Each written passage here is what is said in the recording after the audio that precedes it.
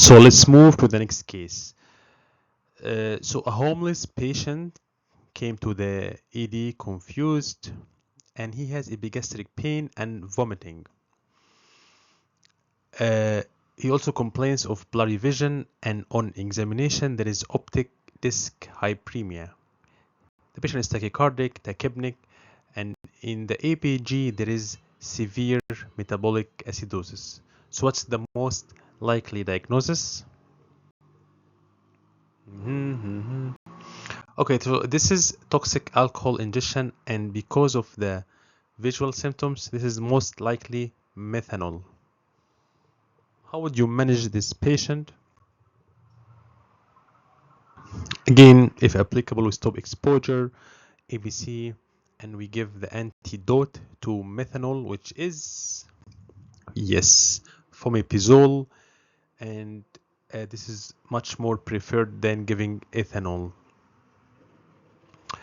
So the different types of alcohol intoxications are high yield. The basic scenario is a patient comes, guys, this table is very important. The basic scenario is a patient comes with slurring of speech, unsteady gait, and altered mentations. Most likely, if there is no additional symptoms, the patient is homeless and dehydrated. Most likely, he's referring to ethanol alcohol intoxication. And if the patient comes with the same symptoms plus visual blurry vision and visual symptoms, this patient is most likely methanol intoxication. If there is urinary symptoms, you think about ethylene glycol, and just like in a moment we will know what the C mnemonic refers to. This is not really high yield. The next one, which is isopropyl alcohol ingestion.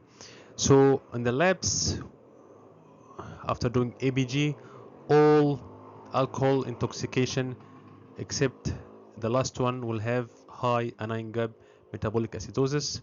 Something to remember: ethylene glycol, as we said, the renal symptoms, and the calcium oxalate crystals with ethylene glycol.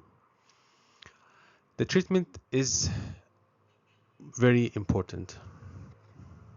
So in alcohol intoxication, treatment is supportive. Okay. If the question refers to the patient is starting to develop severe intoxication and the patient is hypoglycemic, then you need to remember that you have to give thiamine before glucose to prevent the vernix encephalopathy to progress. Okay, so for methanol, we just answered the question. We treat with fomepizole, and same for ethylene glycol. All these toxins are dialysable, so I mean they can be removed with dialysis in cases of refractory acidosis. Okay, so next case is a patient who is a heart failure patient. He came to the ED with a syncopal attack. He's dizzy, his heart rate is low, 43, and he's hypotensive. The heart rate was 43, and because the patient has unstable bradycardia, so we had to give atropine. Atropine was given 3 mg, the maximum dose was given. So what's the most likely diagnosis? Yes, this is beta blocker overdose. And how would you manage this patient? Again, stop exposure, stop the medication, ABC, and then for any bradycardia, even if you know this is beta blocker overdose, you have to give atropine first, and it was given.